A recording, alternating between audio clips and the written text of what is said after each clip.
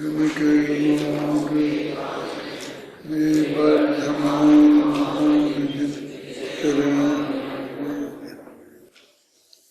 अस्सीवीं गाथा में मुख्य रूप से बहुत बातें हो चुकी हैं।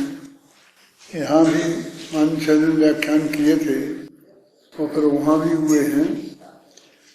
ये सब मिला करके इतने अधिक हो गए हैं कि अब उसमें कुछ कहने को ज़्यादा बचता नहीं है। उन्होंने जो 2-3 बातें जिन्हें कहा तो जा चुका है, समझते हैं। एक तो उन्होंने लिखा कि अनंत भगवान को द्रव्यगुण पर्याय से जाने। तो द्रव्यगुण पर्याय से जानने की शर्त उन्हें लगाने का आशय ये है कि वैसे तो अनंत में बहुत गुण हैं, अनंत गुण हैं, और 40 गुणों की चर्चा शास्त्रों में आई है, जिसमें 42 गुण तो एकदम व्यवहारिक हैं। 4 अनंत चतुष्ट ही आत्मा में पाए जाने वाले वास्तविक गुण हैं। तो ऐसी बाहरी बातों से और खासकर आजकल जो चमत्कारिक बातों से, जिनका अरहंत से दूर का भी कोई संबंध नहीं है। जैन दर्शन में अरहंत तो क्या, कोई भी कुछ नहीं करता एक दूसरे का। तो भगवान की भक्ति करने से ये हो जाएगा, ये हो जाएगा, ये हो जाएगा।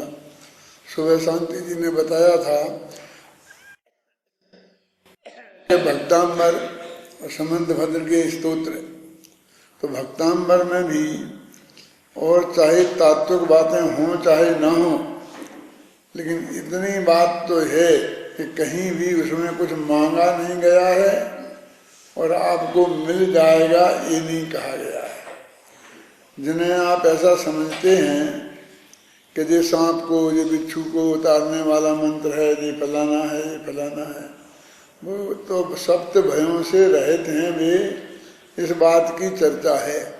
उन छंदों में तो ऐसा कहा है कि आपके भगत को सर्प का, हाथी का, इनका बद्ध भय नहीं लगता।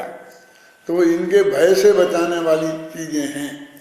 मतलब उसमें भी कोई लेने देने की बात जैन दर्शन में कहीं नहीं है। तो जो ये चल पड़ा है, इस बात में आप उलझ कर और ऐसा समझ लें कि हमने अरहंत भगवान के सही स्वरूप को समझा है। सबसे बड़ी दिक्कत ये है कि हमारा जो धर्म चलता है वो प्रभावना के अंग जिन्हें हम कहते हैं, पूजा, पंचकल्याणक, प्रतिष्ठा और ये विधान वगैरह, और उनमें 99% व्यवहार का कथन होता है। तो जो कराते हैं वो कितना ही तत्व के विशेषज्ञ हों, आखिरकार उन्हें वो व्यवहार की बातें ही बताना जरूरी तो है ही ना, अन्यथा वो विधान ही नहीं हो सकता। क्या वो विधान कराते वक्त ऐसी ही बातें करेंगे कि इससे कोई फायदा नहीं है, ये जो बात इसमें लिखी है इससे कुछ होने वाला नहीं है? मेरा मतलब ये है कि अधिकतम धर्म प्रचार उनके ही माध्यम से होता है और उसी रुचि के लोग हैं कि ये मिल जाएगा, ये मिल जाता है। रोजीना अपन अखबार पढ़ते हैं और जितने भी हमारे संतों के, विद्वानों के, यहाँ तक कि हमारा भी प्रवचन यदि अखबार में आएगा ना, तो हमें कभी संतोष नहीं हुआ कि हमने जो कहा है वो उसमें लिखा है। हम हमेशा निश्चय की बात कहते हैं और उसमें लिखा होता है कि डॉक्टर महाराज ने कहा ऐसा करना चाहिए, ये करना चाहिए, उससे ये हो जाएगा, ये हो जाएगा। तो हमारे नाम से भी वो पत्रकार सुनने की कोशिश ही नहीं करता, यहाँ आके देखते ही नहीं है हमने क्या कहा, इसके पहले ही वो समाचार बना लेता है। अब वो समझता है यही कहेंगे और क्या कहेंगे। अब वो कल्पना ही नहीं कर सकता है कि हम क्या कहेंगे। यानी वो अपन को इतना बड़ा विद्वान समझता है कि सबके लेखों को अखबार में देना है तो वो बस बना करके दे देता है। एक दिन भी एक लाइन वो अखबार में नहीं आई जो मैंने कही होगी। मैं सब समझ लो आप। पर वो ही बातें गारंटी से आई जो मैंने नहीं कही और जिन्हें मैं सही नहीं मानता। अब इससे अधिक और क्या हो सकता है। तो मैं यही समझता हूँ कि जो आ रहा है वो उस दृष्टि से पढ़ना कि फला महाराज ने कहा होगा, उसका कोई मतलब ही नहीं है। तो उनका रोजीना का काम है, वो बना के समाचार देते रहते हैं, वो जो छपता रहता है। महाराज को जो बोलना होता महाराज बोलते रहते हैं। माने कहीं भी जिसे बोलते हैं ना सच्चाई, वो नहीं है। इसलिए एक शर्त तो उन्होंने ये लगा दी, हम अरहंत भगवान को उनमें जो वास्तविक गुण हैं सर्वज्ञता और वीतरागता, उस सर्वज्ञता और वीतरागता को ही समझें, ये मुख्य वो कहना चाहते हैं। जब वो लगाते हैं अरहंत को पर्याय से समझें, यदि द्रव्य को गुण पर्याय से ही समझना है तो अपने आत्मा को सीधे ही समझे ना दिव्य गुण पर्याय से, उसमें क्या दिक्कत है। लेकिन अरहंत की बात कहकर वे कुछ विशिष्ट बात की तरफ हमें संकेत कर रहे हैं। द्रव्य और गुण तो हमारे और अरहंत के एक से ही है। जो पर्याय में अंतर है तो वो पर्याय के अंतर को वहां बताना चाहते हैं।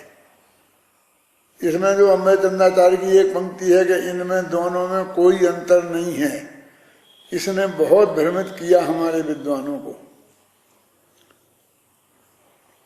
यद्यपि वो अपेक्षाएं भी जिनवाणी में हैं और जो अपन ने तुम्हें बताई हैं कि अन्वय सो द्रव्य, अन्वय का विशेषण सो गुण और अन्वय का व्यतिरेक वो पर्याय, ये पर्याय की परिभाषा अरहंत में और हम में एक सी है। उत्पाद व्यय को पर्याय कहते हैं, ये पर्याय की परिभाषा हमारी और उनकी पर्याय में समान रूप से विद्यमान है। प्रति समय पलटने को पर्याय कहते हैं, ये परिभाषा हम में और अरहंत में समान है। समानता बहुत हो गई है? लेकिन अब असमानता की बात, हम हैं अल्पज्ञ और वे हैं सर्वज्ञ।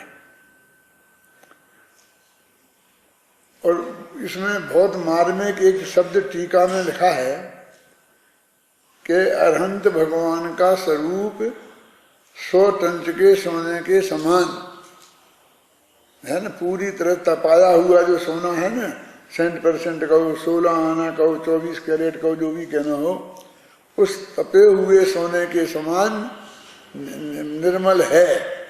और ऐसा ही हमारा पर्याय स्वभाव है। पर्याय में ऐसी स्वभाव की प्रकटता हो, ऐसा हमारा स्वभाव है।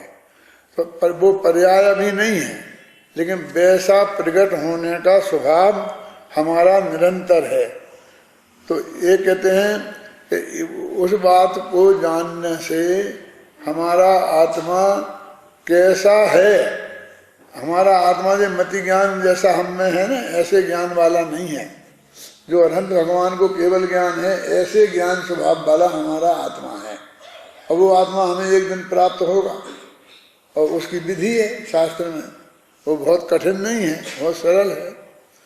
लेकिन अब वो ये कहते हैं कि अरहंत की पर्याय से जानने से, माने सर्वज्ञता को जानने से,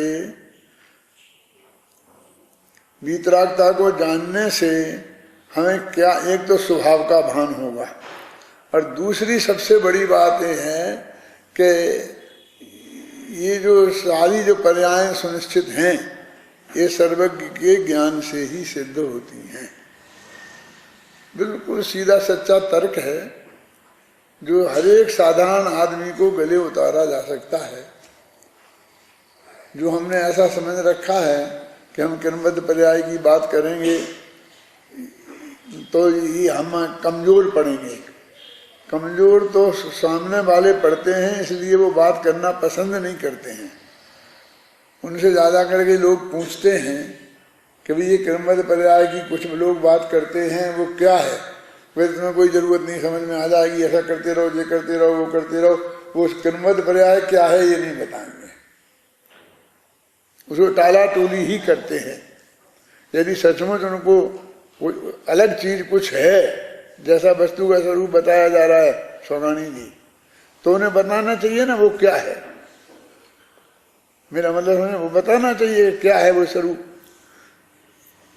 सर्वज्ञता से भी बड़ी बात यह है कि अपना सारा प्रथमान योग भविष्य काल की घोषणाओं से भरा पड़ा है।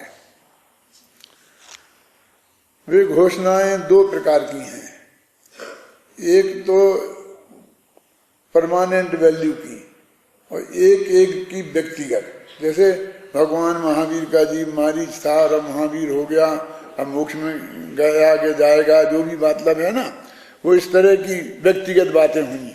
तो वो भी लाखों वर्ष बाद की बातें भी उसमें घोषित हैं। एक दूसरी वो बातें जो कॉमन है कि तीर्थंकर 24 ही होंगे, इसी काल में होंगे, चक्रवर्ती 12 ही होंगे, नारायण 9 होंगे, बलभद्र 9 होंगे, पितृनारायण 9 होंगे, वे गारंटी से नरक ही जाएंगे, नारायण पितृनारायण। तीर्थंकर गारंटी से मोक्ष जाएंगे, चक्रवर्ती मोक्ष भी जा सकते हैं, स्वर्ग भी जा सकते हैं, है ना, और कोई महापाप करे तो नरक भी जा सकता है। ये सब बातें नक्की हैं, ये भी उनने घोषणा की। और ऐसा नहीं कि आज तक की नहीं, आगे के भी अनंत काल तक की ऐसी ही होंगी। 6 महीना और 8 समय में 608 जी मोक्ष जाएंगे, हैं, इतने वो से निकलेंगे, इतनी पर्याय में आएंगे, 2000 सागर को निकलेंगे तो इतने काल में बताएंगे, इतने। ये घोषणाएं कॉमन हैं, ये घोषणाएं ऐसी नहीं कि जो हमारे बारे में या तुम्हारे बारे में की गई हैं। तो इतनी बातें जब सुनिश्चित हो सकती हैं, क्या, तो ये किसने जानी? तो कोई इसको जानने वाला सर्वज्ञ अवश्य होना चाहिए, अन्यथा ये सब घोषणाएं सच्ची नहीं हो सकती। और इन सब घोषणाओं के प्रति हमारी संपूर्ण जैन समाज में बहुत पक्की आस्था है। क्रमबद्ध पर्याय होती है कि नहीं होती है, इसके बारे में कोई शंका करे चाहे नहीं करे, लेकिन 6 महीना और 8 समय में 608 जी मोक्ष जाएंगे, इसके बारे में किसी ने हमसे नहीं कहा कि हम नहीं मानती। क्यों नहीं कहा? इसलिए नहीं कहा कि उन्हें इसमें अपना पुरुषार्थ लोप होता नहीं दिखता है, समझे ना। उनको ऐसा लगता है कि निबोध और मोक्ष से हमें क्या लेना देना है, जो निकलेंगे निकल आएंगे और जो जाएंगे चले जाएंगे। क्यों, हमें क्या करना है उसमें?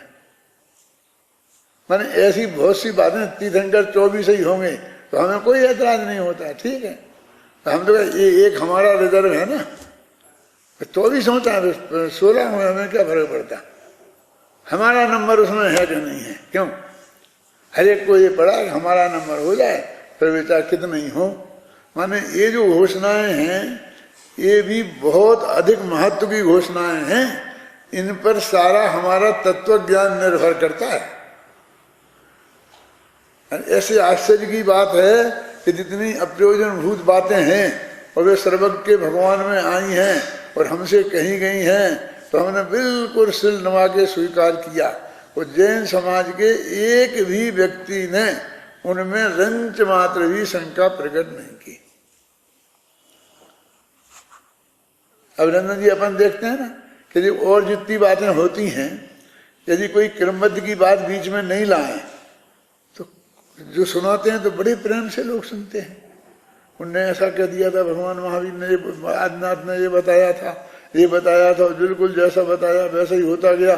मतलब हम बराबर मानते जाते हैं ना। और यदि ये कहें कि तुम्हारी शादी सगाई किस लड़की से होगी, किस लड़की की किस लड़के से होगी, वो नक्की है तो नहीं, तो फिर वो समझता अभी मैं प्रभावित होऊंगा। उस पर प्रभाव नहीं पड़ना चाहिए, फिर वो इस हिसाब से नापता है। इसलिए हम पूजा विधान करा रहे, हम रोजाना देवसाय गुरु की पूजन करते हैं और हमारा ये प्रवचन सार का सुन रहे हैं, इन सब में हमको सर्वज्ञता का निर्णय तो करना ही पड़ेगा। इसके बिना धर्म का आरंभ नहीं हो सकता। सर्वज्ञता में हम शंका पैदा करेंगे, चाहे अपने चित्त में और चाहे दूसरों के हृदय में, ऐसी बातें कर करके शंका पैदा करेंगे ना, तो आपको पता नहीं है कि आपकी क्या क्या स्थिति हो जाएगी। फिर आप ये नहीं मान सकेंगे कि 24 ही तीर्थंकर होते हैं, और पहले का नाम ऋषभदेव था और अंतिम का नाम महावीर है। क्यों कि ये भी तो उन भगवानों ने जो सर्वज्ञ हैं उनने बताई, उसी के आधार पर हम मान रहे। यदि उनकी ये एक बात हम गलत है तो दूसरी बात सही कैसे हो जाएगी। माने कितनी कितनी बातें जो हैं वो हमें मानना छोड़ना पड़ेंगी। मैं आज सुबह सोचता था, जब पूजन विधान में बैठा था, कि यदि ये पूजन विधान नहीं होते, ये जो विधान कर रहे हैं ना आप लोग, तो इन्हीं को पहले 13 दीप विधान कहते थे, 2.5 दीप विधान कहते थे। क्यों कि ये जो अकीर्तम चैत्यालय ये वही है 2.5 दीप में 13 दीप में जहां जहां हैं, समझे ना, वही पंचमेरु वही वे सब चीजें। तो ये हम भूगोल से ही बिल्कुल अपरिचित हो जाते हैं। कोई उसके भी जानने वाले 2-4 पंडित होते तो वे जानते थोड़ा बहुत, लेकिन ये गांव गांव में होते हैं। 13 दीप विधान कर लो तो वही, 2.5 दीप कर लो तो वही, क्या 3 लोग विधान कर लो मंडल तो वही का वही इतिहास, वही नक्शा, यही गोल नक्शा बना दें और ये सब चलता है। तो इसका भूगोल का ज्ञान पूरा हमें हो जाता है। ये विद्यार्थी सुबह जो संजीव जी लेते हैं क्लास, इसकी आप विद्यार्थियों को बैठना चाहिए, क्योंकि वो तुम्हारे जीवन भर काम आएगी, पंडिताई के लिए भी और आत्मा के हित के लिए भी। क्योंकि मोटी मोटी जानकारी तो अपनी यही है ना। अब तुम प्रथमान योग के साथ पढ़ोगे तो उसमें आएगा धात की खंड दीप के फलाने नगर में ऐसा ऐसा हुआ, तो पता नहीं कि धात की खंड दीप कहाँ है, तो तुम्हें कुछ लोकेशन का मालूम नहीं पड़ेगा ना। अभी मोटा मोटा तो मालूम पड़ेगा कि भाई ये जम्बू द्वीप है, जंदी द्वीप के बाद में कौन सा जो भी द्वीप है, कौन सा है दूसरा है, जो भी हो भाई मैं नहीं सुनता हूँ, सुनो। तो वो है, तो ये फलाना द्वीप का फलाना क्षेत्र है, तो उस क्षेत्र से तुम लोकेट उसे कर सकते हो।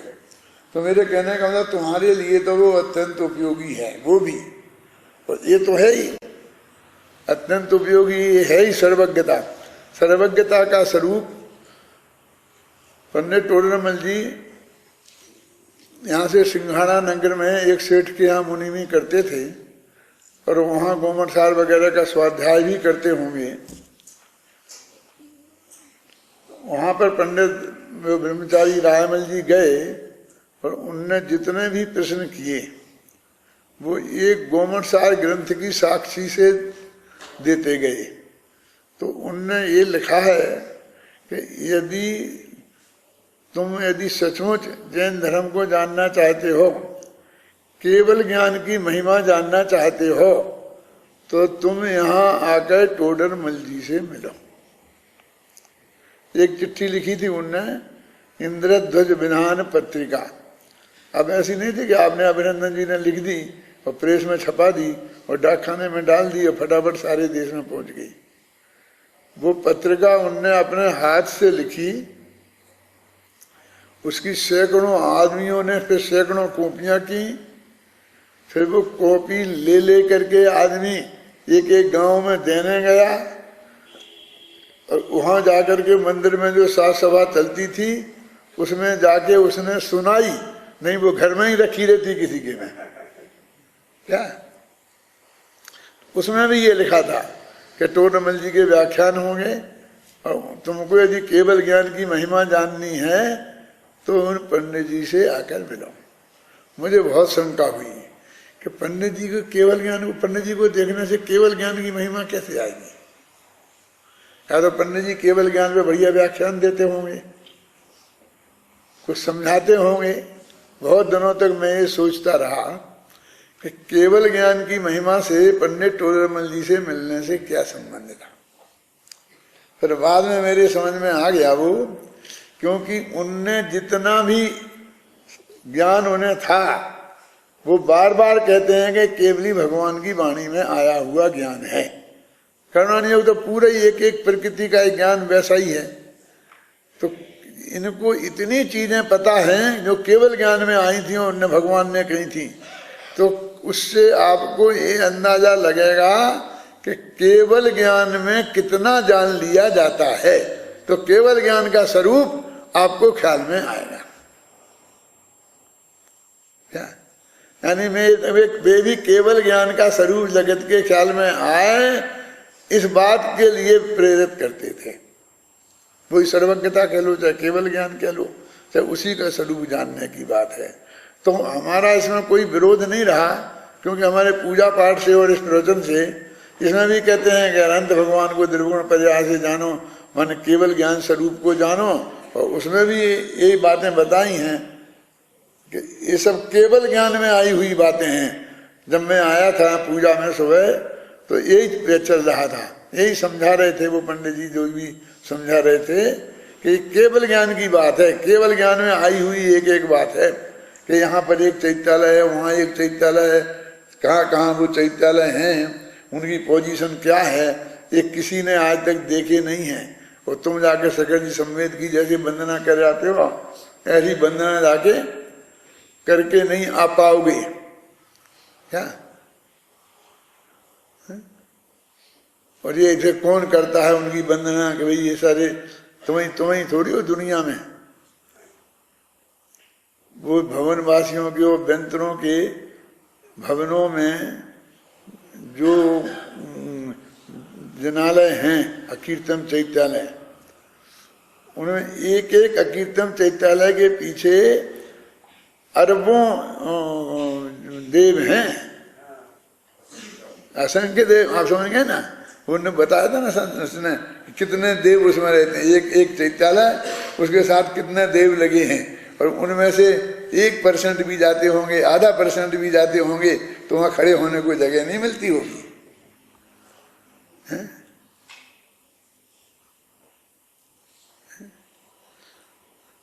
वहां भी ऐसे ही है। अपने यहाँ भी देश में इतने मंदिर हैं सब जगह, और हमारी समस्या भी है कि लोग मंदिर जाना छोड़ दिया है, लोगों ने मंदिर जाना छोड़ दिया है। लेकिन हम तो जाते हैं जहाँ भीड़ भीड़ भीड़, वहाँ बहुत अपार भीड़ मिलती है। मंदिर में जाना, दर्शन करना भारी पड़ता है कि नहीं पड़ता है? कहाँ है? माने भगत भी बहुत हैं, मेरे कहने का मतलब देवों में भी बहुत भगत हैं, और वो जहाँ जहाँ हैं वहाँ वहाँ हमें और कुछ नहीं, इतना ही समझ में आ जाए कि ये बात बिल्कुल सच्ची है। कौन? ये जो चैत्यालय बताए जा रहे हैं कहाँ कहाँ हैं, ये 100% सच्ची बात है। क्यों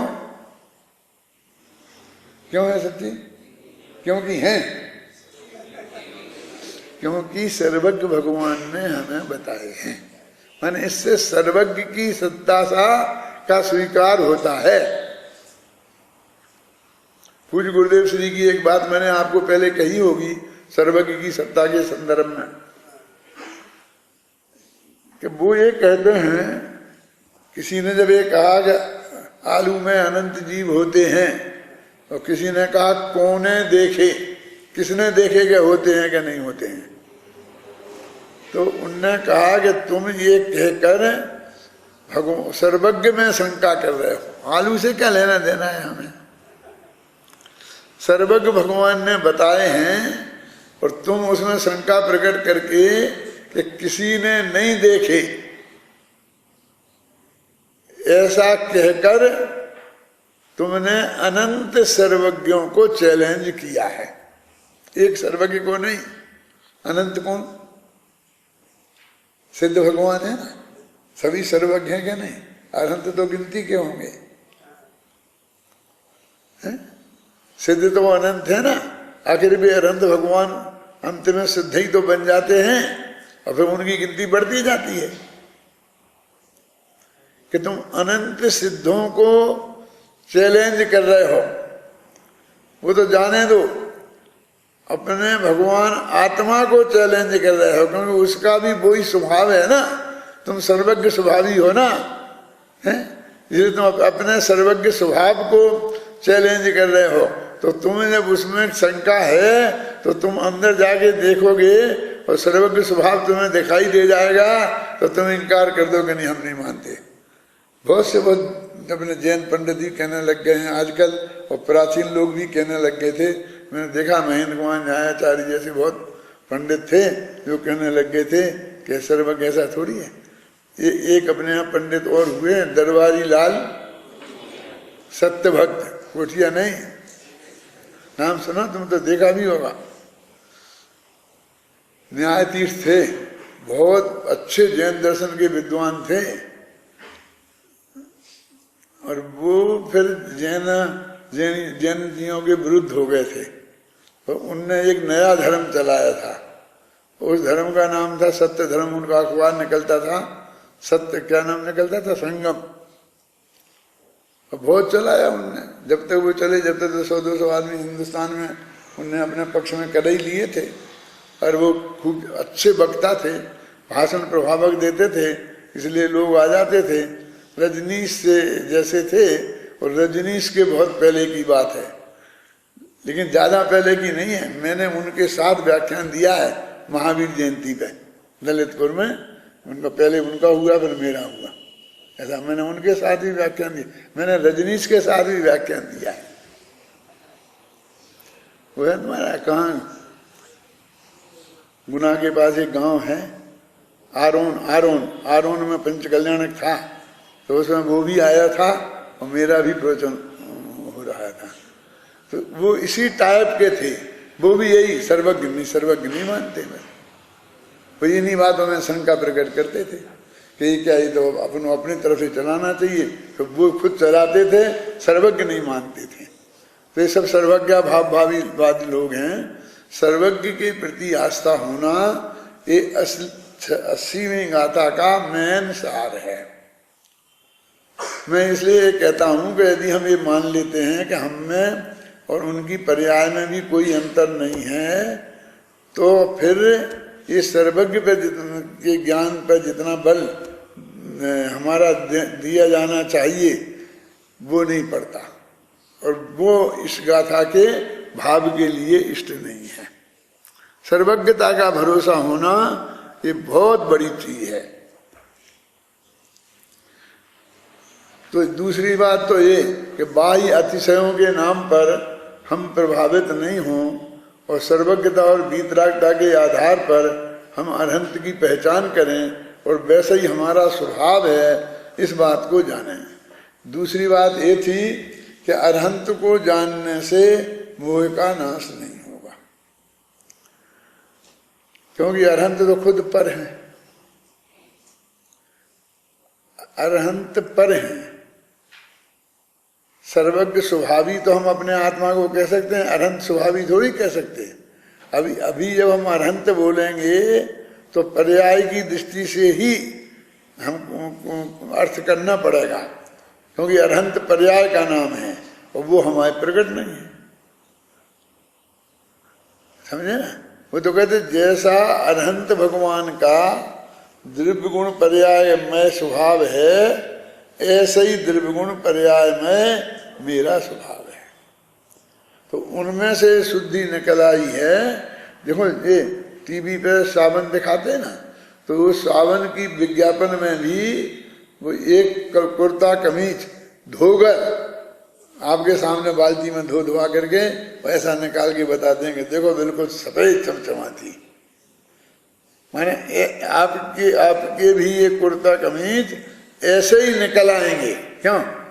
तो हमें बताना पड़ेगा कि जब तुम भगवान बनोगे तो ऐसे अरहंत जैसे एकदम नीट एंड क्लीन हो जाओगे, हैं? मैंने वो जानना क्यों जरूरी है, आप समझिए ना। वो विज्ञापन देने वाले भी जानते हैं कि इन्हें हम बताएं तो कि इससे सफाई हमारी होगी कपड़ों की, तो सफाई होने के बाद वो कपड़ा कैसा, तो पहले का भी बताएंगे और बाद का भी, धुलने के बाद का भी बताएंगे और पहले का भी बताएंगे। लोगों के फोटो आते हैं कि दवा लेने के पहले ऐसा था और दवा लेने के बाद चेहरे की रंग रूप बताते हैं, अपने वजन मोटापा कम करने के बताते ना। तो ये यहाँ कहते हैं कि अनंत अपन वो मेले को चले हैं धुलाई के पहले के और अनंत भगवान धुले धुलाए हैं। ये दोनों का स्वरूप हमारे ख्याल में आएगा तब हम वास्तव में हमारा स्वभाव क्या है ये जाना जाएगा। समझ नहीं ना, जो कपड़ा रंगीन काला रंग में रंगा हो वो थोड़ी उस जाने से एकदम सफेद झकझकाता हुआ निकलेगा है? वो तो ज्यों ज्यों तो उसे धोओगे तो और गहरा काला निकलेगा ना। तो वो तो हमारा भी वो होना चाहिए ना, कोई भव्य जीव जब उसकी ही आत्मा तो निकलेगा, हर एक का आत्मा थोड़ी निकलेगा। अच्छा, दूसरी बात ये है कि वो जो इनको जानेगा वो तो पर हैं, इसलिए उनके जानने से तो पुण्य का लाभ होगा। और वैसा ही अपना आत्मा है तो उसको जानेगा तो उसके मोह का नाश होगा। मोह का नाश के मामले में मेरे चित्त में एक बात हमेशा रही है कि लोग उसका सही अर्थ नहीं समझते। समझते होंगे आप लोग, क्योंकि मैं ऐसा कह के अपने ही प्रतिपादन का अपमान कर रहा हूँ। जब इतना मैंने समझाया है आपको तो आप क्यों नहीं समझते होंगे। फिर भी मेरे मन में बना रहता है कि और समझाना चाहिए है? क्या बात समझाना चाहिए। मोह हम ये कर्म होगा बहुत मजबूत होता है, बहुत ऐसा होता है, बहुत परेशान करता है, अनादिकाल से उसने जकड़ रखा है, ऐसा हम मान के बैठे हैं। मोह सिर्फ अपना त्रिकाली ध्रुव आत्मा को छोड़कर किसी भी पदार्थ में, जिसे हम पर कहते हैं, क्योंकि है तो आत्मा की पर्याय रागादिक भी गुण भेद वगैरह है, लेकिन फिर भी उसे हम अपने अध्यात्म में पर कहते हैं। तो उनमें अपनापन होने का नाम मिथ्यात्व है, मोह है, वही सबसे बड़ा मोह है। और उसमें से अपनापन टूटा और अपने त्रिकाली ध्रुव में अपनापन हुआ, बस इसका नाम सम्यक्त है, इसका नाम मोह का नाश है। अभी कितनी सी छोटी बात है और मोह की परिभाषा भी कितनी छोटी सी है कि जो मैं नहीं हूं उसमें ऐसा मानना कि ये मैं हूं, और जो मैं हूं उसको जानना ही नहीं, क्योंकि उसको यदि जान लेगा एक दफे तो फिर ये नहीं मानेगा, फिर दूसरा रास्ता होगा, फिर दोनों की मिक्सचर को एक मानेगा। ये दूसरा रास्ता जो मिक्सचर को एक मानने का है ना, क्योंकि इसने चेतनता का स्वरूप न केवल पढ़ लिया है बल्कि अनुभव भी कर लिया है। उसका होता है ना कि मैं जानता हूँ, देखता हूँ, बोलता हूँ, तो ये जानना देखना बोलना भी दिखता है, वो काला गोरा नीला पीला भी दिखता है, और गुस्सा आता भी दिखता है। ये सब चीजें दिखती है ना एक ही व्यक्ति में। वो जान रहा ये भी दिखता है, क्रोध कर रहा ये भी दिखता है, और गोरा काला जैसा है वो भी दिखता है। तो तीनों चीजों का मिक्सचर दिखाई दिया। अब इसमें से अलग अलग कर दो तो किया तो नहीं जा सकता है, बस जाना जा सकता है। ये चीजें ऐसी ही रहेंगी और आप जान सकते हैं क्या।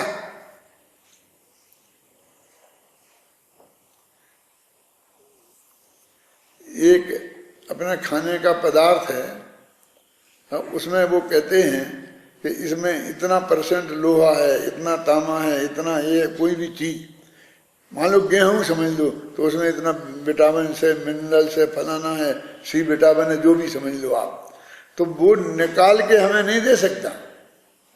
हमने वो विटामिन की शक्ल भी आज तक देखी नहीं है, लेकिन वो कहता है कि तुम इसे खा लो तो इतना इसमें है, और तुम्हारे शरीर में नहीं होगा तो शरीर उसे ग्रहण कर लेगा और फूंक को फेंक निकाल देगा।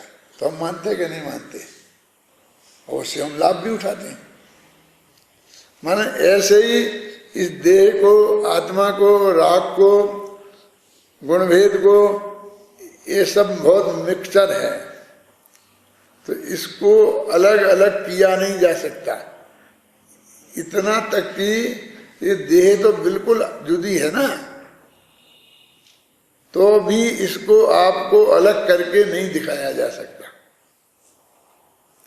फिर आप मरते हुए क्या देखोगे? मरते हुए जीव तो दिखेगा नहीं।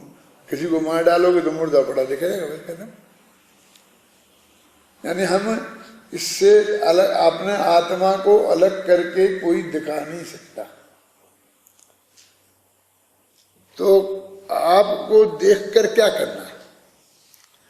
आपको तो जानना है ना। तो आत्मा का जानना देखना तो यही है कि वो इसमें ही बना रहे। ख्याल में आई ना?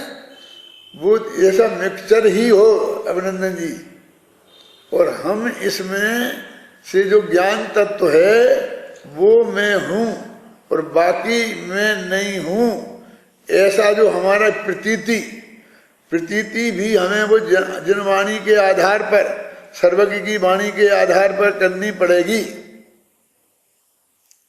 मैं ये नहीं कहता हूं हमारी माननी पड़ेगी, जनवाणी की माननी पड़ेगी। सर्वज्ञ ने जो वाणी है उसकी माननी पड़ेगी, और उसके अनुसार हम बोलते हैं तो हमारी माननी पड़ेगी। यदि हमारी वाणी उसके अनुसार नहीं है तो आपको रिजेक्ट करने का अधिकार है। तो इसलिए कहते हैं कि हम ऐसा हट करें कि हमें वो चीज दिखाई दे जाएगी, तो नहीं दिखाई देगी कि आत्मा, तो आत्मा का अनुभवी है सम्यक दृष्टि, उन्हें तो आत्मा दिखाई देता होगा ना, कि यही तो बड़ा भ्रम चक्कर है ना, उन्हें भी दिखाई नहीं देता। तो मुनि महाराज को तो दिखाई देता होगा ना, कि उन्हें भी दिखाई नहीं देता। ये दिखाई देगा सर्वज्ञ होने पे, साक्षात देखने की सामर्थ्य उनकी है। बाकी को तो शास्त्रों से पढ़कर, गुरु मुख से पढ़कर ही जानना पड़ेगा, और वो जानना ज्ञान है, अज्ञान नहीं। हमने उसे ज्ञान की श्रेणी में नहीं माना। अब जो चीज हमारे पास संपत्ति है, वह तुम्हारे पास बहुत कीमती हीरा है करोड़ों की, लेकिन तुम मुझे पत्थर समझते हो, क्या करें? जो हमें जानते हैं ना दादा, शास्त्र पढ़ के गुरु को मुख से, ये ज्ञान हीरा है, ये कह रहा हूं मैं, असली चमकदार। वो केवल ज्ञान होगा, वो तो होने वाला ज्ञान है, वो हमारे क्या काम का अभी, जिससे वो केवल ज्ञान होगा। हम तो उस ज्ञान की बात करते हैं। हमने उस ज्ञान का अपमान किया क्षयोपम ज्ञान कह के, लेकिन वो क्षयोपम ज्ञान में ही आज तक जितने सिद्ध अरहंत बने हैं, वो क्षयोपम ज्ञान के प्रताप से ही बने हैं।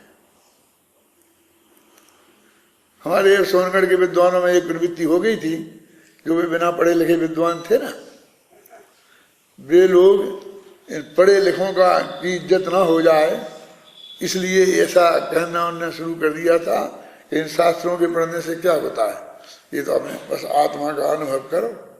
अनुभव जैसे हो वो ज्ञानी, और अनुभव हमें है बस, और तुम्हें नहीं है, बस खत्म। कि ये कहा से निर्णय करेंगे कि हमें नहीं है, वो तुम्हें नहीं है और हमें है, बस हमने कह देना। आधार कुछ नहीं, आप समझे ना?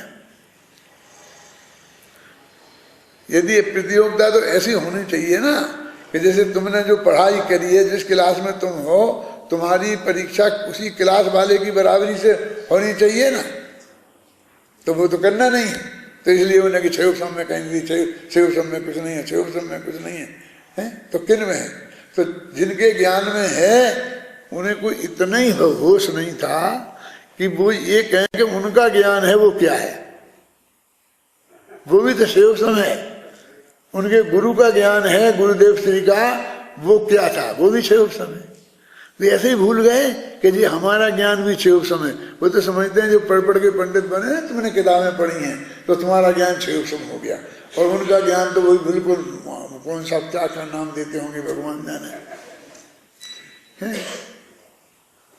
अभी भी है ना कुछ जीव ऐसे, अभिनंदन जी अभी उसी में जोम में है, वे उसी जोम में चढ़े हुए हैं कि बस क्षयोपम ज्ञान, क्षयोपम ज्ञान, क्षयोपम। ये ज्ञान सूक्ष्म ज्ञान में ही केवल ज्ञान की होने के बीज हैं, वही ताकत है, उसी में से सारा पुरुषार्थ होना है। माने जिस ज्ञान को हमने स्वयं शत्रु मान लिया, जिस ज्ञान को हमने हे मान लिया, अब हमारा कल्याण कैसे होगा आप सोच लो। जो भी पूंजी हमारे पास है सूक्ष्म प्रगट ज्ञान की परमात्मा, वो ही हमारी है। रुपया पैसा तो है ही नहीं, धंधा पानी तो है ही नहीं, और वो केवल ज्ञान भी होगा, है ना।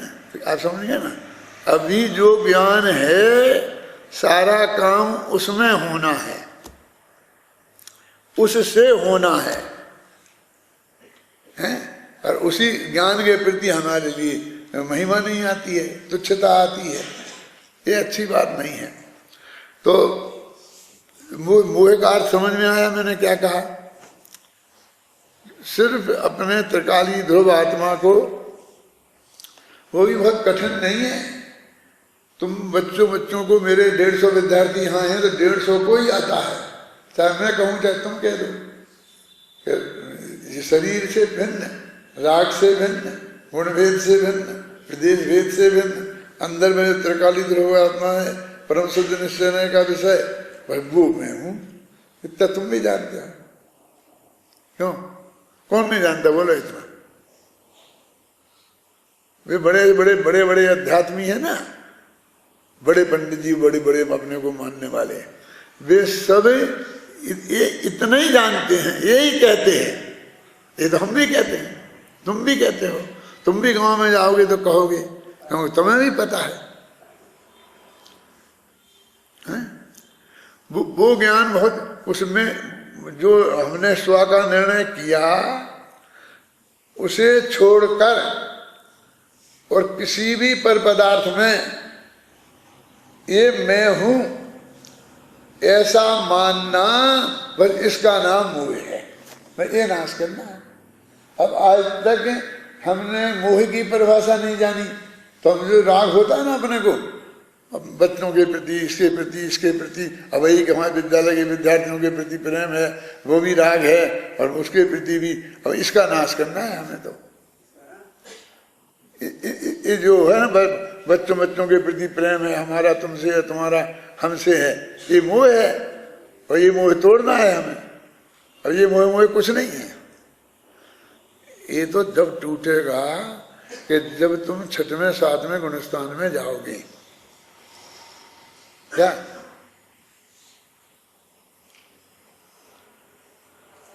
टूट ही नहीं सकता। तुम लाख कोशिश कर लो, नहीं हम मोह को तोड़ देंगे, कुछ नहीं तोड़ सकते। तुम राग छोड़ के द्वेष करने लगते हो।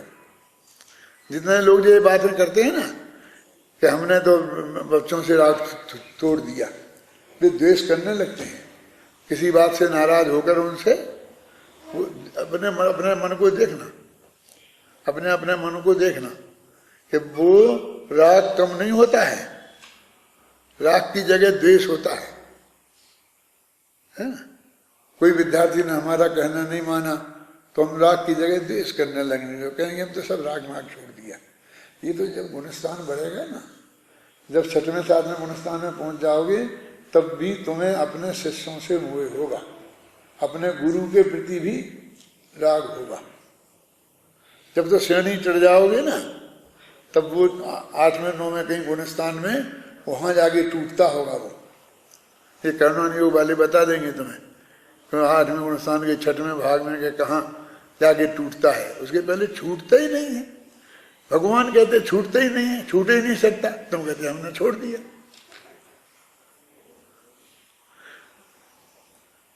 मैंने वो कहा था ना तुमको, कौन सा क्या है, संलेखना के बारे में, कि 2 बातें हैं। काय को कृष करना है, शरीर को और कसाय को। अब कसाय का क्षय कैसे होगा? तो बस पहले मिथ्या तो जाएगा, उसके साथ अनंतान बंदी जाएगी।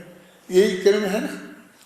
अब वो उसकी तो बात ही नहीं करता, तो वो कहता है कसाय भी कम हो जाती है। वो लिखा ना बसंत कुमार के पत्र में लिखा था कि मैंने ऐसा छोड़ दिया, ये छोड़ दिया गेहूं खाना छोड़ दिया तो मेरी कसाई भी कम हो गई, कसाई भी कम हो गई। पंडित है, शास्त्री है, क्या करें? अभी भी सुनता है तो सुनेगा वो क्या करें? सुने तो अच्छी बात है ना, अज्ञान निकलना होगा तो निकल जाएगा। अरे अब वो कैसे करो, वो तुम अब हम कसाई को मंद करने की कोशिश करता है। सुनो, थोड़ी बहुत मंद होती दिखती है तो मैंने कसाई कम कर दी, ये धोखे में आ जाता है। और वो मंद भी अभिनंदन जी ऑटोमेटिक होती है, तुम्हारे करने से नहीं हुई। कसाई का ये स्वभाव है कि मंद से तीव्र, तीव्र से मंद, शुभ से अशुभ, शुभ से अशुभ, अशुभ से शुभ। कसाई भी शुभ होती है। मेरा कहने का मतलब वो उनका एक नियम है, बिल्कुल ऑटोमेटिक, वो वैसी हो रही और तू भ्रम पाल लेता है और करने की कोशिश करता है। भगवान कहते हो ही नहीं सकती, जबरदस्ती उस लाइन पर लग जाता है।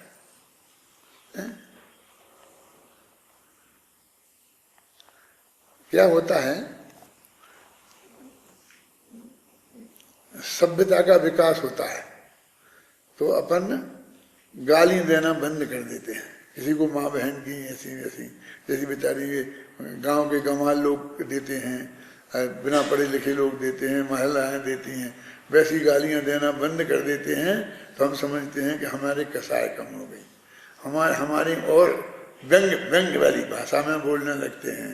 अब ये महापुरुष आए, अब ये फलाने जी हैं, ये फलाने जी, ये हमारे ब्रह्मचारी जी ऐसे कह के हम उनकी मजाक उड़ाते हैं, उन्हें गाली देनी तो है नहीं। बोलो, माने हम सभ्यता के विकास में हमने नई गालियां बना ली हैं और उनका हम प्रयोग करते हैं और हम समझते हैं हम कैसा ऐसे रहे तो कुछ नहीं हुआ, होता ही नहीं है, हो ही नहीं सकता। हमारा करना नहीं वो कहता, सर्वज्ञ भगवान कहते हैं। अब अकेली कसाई तो छूटने वाली नहीं है, ये रोटी जैसे चाय जब छोड़ा लो और तो कुछ पचता नहीं है। एक दो रोटी खाते हैं, एक दो गिलास पानी पीते हो, तो चाहे परिवार वाले छोड़ा लो और चाहे कोई छोड़ा लो, कुछ खाने पीने की स्वादिष्ट में, नमक के बिना, घी के बिना, तेल के बिना, चीनी के बिना, क्यों अब उसके भी पीछे पड़े, लेना नहीं देना नहीं। जी मेरी किताब पढ़ी कि नहीं पढ़ी? पढ़ लिया ना? तो मैं जो कहता हूँ वो ख्याल में आती होगी ना बात में क्या कह रहा हूँ, कि वो छूटना वाला तो है नहीं। हमने शास्त्र पढ़े हैं, मैं अपनी तरफ से थोड़ी कह रहा हूँ। पहले अनंतानंद जी के साथ जाएगी मिथ्यात्व के साथ। मिथ्यात्व का छोड़ने का किसी का विचार ही नहीं है। तो मिथ्यात्व कैसे छोड़ना पड़ेगा? ये भूत प्रेत व्यंतरों को मानना छोड़ना पड़ेगा, ये छोड़ना पड़ेगा, वो छोड़ना पड़ेगा, हैं? अरे ये तो बहुत स्थूल बातें हैं, इसमें क्या दम है? क्या छोड़ना पड़ेगा अभिनंदन जी? बताओ मुझे, बोलना मत।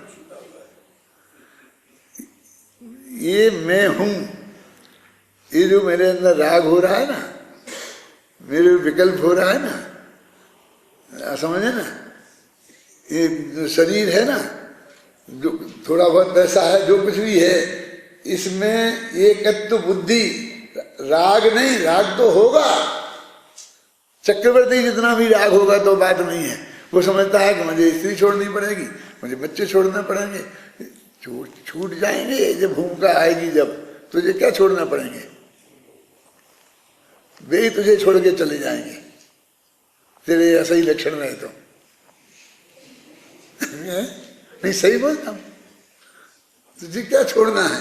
रुपया पैसा वो भी छोड़ के चला जाएगा, या दोस्त छोड़ के चले जाएंगे, दो चार गालियां रोजीना सुबह से उठ के दिया कर तो सारे मित्र छूट जाएंगे, शत्रु छोड़ जाएंगे, विद्यार्थी छूट जाएंगे, सब मित्र शत्रु बन जाएंगे 2 मिनट में।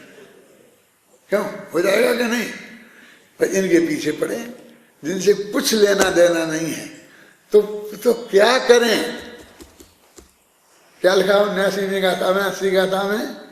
यदि नहीं छोड़े मोह तो शुद्धात्मा को ना लहें, है याद?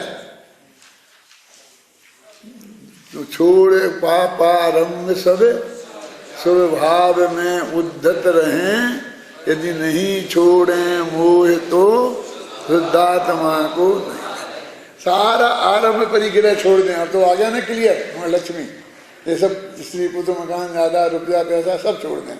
छोड़ पापारंभ और शुभ भाव में उद्धत रहे। बस कभी जी पूजा पाठ शुभ भाव को भगवान ने खुद ही बता दिया, मैं अपने मुंह से नहीं कहना चाहता हूँ। देव गुरु यति अर्चना दानादि, उसमें जो भाव है वो शुभ है, तो ये छोड़ दें, क्या होगा। लेकिन ये कह रहे इससे कुछ नहीं होगा, लेकिन नहीं छोड़े मोह। अब मोह क्या है जो छोड़ना है, तो मोह उसने कहीं मिथ्यात्व तो कहीं गिरी मिथ्यात्व, कि हम पीर पैगम्बर को नहीं पूछते, हम गणेश जी के मंदिर को नहीं जाते, तो कौन सा क्या बड़ा करते हो। यदि ऐसा करते हो तो हम भगवान ही मालिक है, उनसे तो बात ही नहीं करते हैं। ये सब नहीं है, फिर भी अपने उस आत्मा तक नहीं गए, वो आत्मा में अपनापन नहीं आया। हमें एक और बीमारी लगी, अनुभव होना चाहिए। वो मैं नहीं कहता हूँ अनुभव नहीं होना चाहिए, उल्टा मत लगाना, बस खत्म हो जाएगा। लेकिन उसमें से एकत्व टूटना चाहिए, ये बात नहीं करते। असली क्या है बोलो। वो तो ये कहते हैं कि भाई तूने अकेले कहने ही मात्र से तो नहीं किया, शास्त्र में पढ़ के ही तो नहीं किया, तुझको भी अंदर से फीलिंग होता है। प्रदेश प्रत्यक्ष तो होंगे ही नहीं, अनुभव भी लिखा ना रहस्यपूर्ण चिट्ठी में कैसा होगा, तो वो की बात है। वास्तव में तो अपनापन टूटना चाहिए, उसका नाम है मोह टूटना। अब उसके लिए हम क्या प्रयत्न करते हैं बताओ।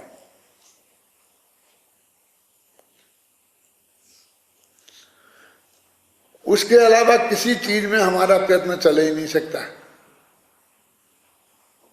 पर पहले भजन तो तुम बोलते हो पर में पुरुषार्थ न चलता है, लेकिन पर में भी नहीं चलता है और अपने में भी नहीं चलता है।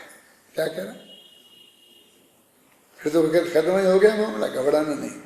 पर में भी पुरुषार्थ नहीं चलता है और तुम अपने में भी आमूल चूल कोई बड़ा परिवर्तन करना चाहो तो अपने में भी नहीं चलेगा। तुम दो चार गुण हैं उन्हें नष्ट कर देना चाहो और कम हो जाए तो भी नहीं चलेगा, और 10-20 गुण और बढ़ा लो यहाँ वहाँ से लेके, ऐसा भी नहीं चलेगा। माने कोई बहुत बड़ा चेंजेज नहीं कर सकते हो। वो जो तुम्हें आत्मा का अनुभव होगा, जब भी राग विरागता आएगी तो वो सहज आएगी और तुमको उसका कर्ता कहा जाएगा। करोगे फरोगे तुम कुछ नहीं। समझ में आए ना। ये जितनी लड़ाइयाँ होती हैं ना युद्ध में मैदान में पाकिस्तान से, वो सब राष्ट्रपति की आज्ञा से होती हैं। हमारे संविधान में लिखा कि राष्ट्रपति जब तक आज्ञा नहीं देंगे तब तक कोई लड़ नहीं सकता है। लेना पड़ेगा, प्रधानमंत्री को भी उनसे अनुमति लेना पड़ेगा। ख्याल में आई ना। और बस वो मानने वाले मानना शुरू कर देंगे, लड़ाई शुरू हो जाएगी, ये हो जाएगी, बाद में राष्ट्रपति के पास फाइल जाएगी, फिर स्वीकृति आ जाएगी। ऐसी बात है। माने वो कुछ नहीं, आपकी भी ऐसी ही है। जब वो टूटेगी तो तब उसके कर्ता कौन, तो कहोगे तुम आत्मा। ऐसे करता है, माने बुद्धि पूर्वक हम कुछ फेरफार कर लेंगे, ऐसा नहीं है। एक राग के अंश को गुरुदेव सुनवाते हैं, याद है आपको कि भूतकाल का राग तो आगे नष्ट हो गया है ना, भविष्य का अभी पैदा नहीं हुआ। वर्तमान का राग एक समय का है, अब वो उसी को नाश करना है ना। वो एक समय का राग हमें असंख्य समय बाद पकड़ में आता है, समझना है। और वो तब नष्ट ही हो जाता है। जब हमारे पकड़ में आता है तब वो असंख्य समय हो जाते हैं और वो उस एक समय में ही नष्ट हो जाता है। वो तो ऐसा है कि सरसेठ हुकुमचंद जी के, हुकुमचंद मिल इंदौर में आग लग गई मिल में, तो उनने रिपोर्ट भेजी ऊपर सेठ जी के पास, मतलब भेजने के लिए कि मिल में आग लग गई। तो रिपोर्ट पहले डाक से जाती थी ना, तो डाक से जाके 6 महीने में पहुंची। फिर उन्हें कहा गया कि साहब मील में आग लग गई, तो लिख दो बुझा दो। तो उन्होंने लिख दिया कि वो आग लग गई, वो बुझा दो। 1 साल बाद ऑर्डर आया कि जो आग लग गई है उसे बुझा दो। तो हम हंसते थे कि ये कैसी बात है, ये बड़े बड़े मील ऐसे ही चलते हैं। हाँ, ऐसे ही चलते हैं, समझ नहीं ना। वो जिन्हें असली पावर है वो उनके पास ऐसी खबर पहुंचती है, ऐसी ही आती है। सेना की सेनापतियों युद्ध में मैदान में वहां सब जगह जहां जो होता है ऐसे ही होता है, समझ गए ना। तो ऐसे ही वो असंख्य समय बाद वो राग जो खत्म हो गया उसका, तो तुम्हें अब असंख्य समय बाद हमने जो कुछ कर सकते हैं उसका, उसे कुछ धर्म हम कर सकते हैं? बोलो नहीं कर सकते ना। हम बताते हैं कर सकते हैं कि तुम और मैं नहीं हूं ऐसा तो मान सकते हो ना। तब जब नष्ट हो गया हो तुम्हें क्या फर्क पड़ता? तुम्हें कुछ करना होता तो मैं 2 चांटे मारता, तुम्हें वहां माफ कर दो तो चला गया, मर गया तो माफ तो हो ही गया ना। माने उन्होंने ऑर्डर क्या दिया, बुझा दो, अभी तक जल रही बात बुझा दें। तो ऐसे ही वो कसाय तो एक समय में खत्म हो जाती है ना। अभी क्या उसे छोड़ें, क्या करें? तो बिल्कुल औपचारिक है वो, कहना है, लेकिन शास्त्र में है कि उसका कर्ता यदि अपने आत्मा को नहीं कहेंगे तो फिर दूसरे को मानना पड़ेगा। फिर एक द्रव्य का कर्ता दूसरा द्रव्य हो जाएगा, तो हमारा भला करने वाला भी दूसरा द्रव्य हो जाएगा, हमें समदृष्टि बनाने वाला भी दूसरा हो जाएगा, जबकि वो है नहीं। तो वो तो स्वरूप बता रहे, उसमें तुम्हारे करने की क्या बात है?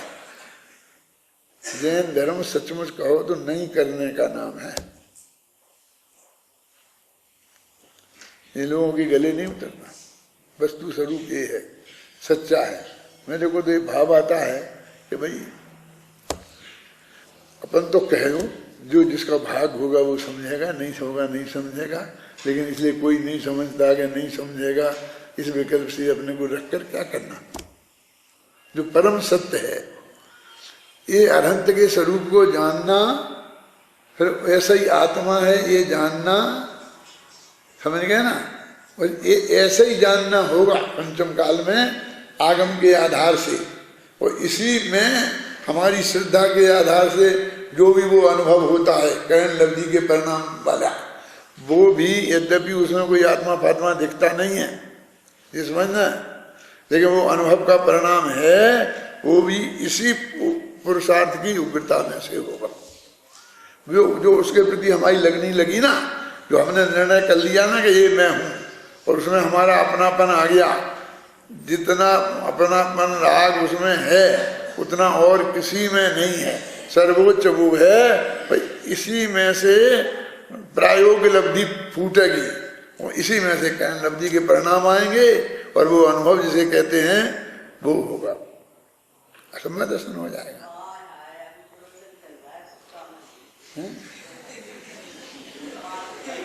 क्या हो गया? समय हो गया।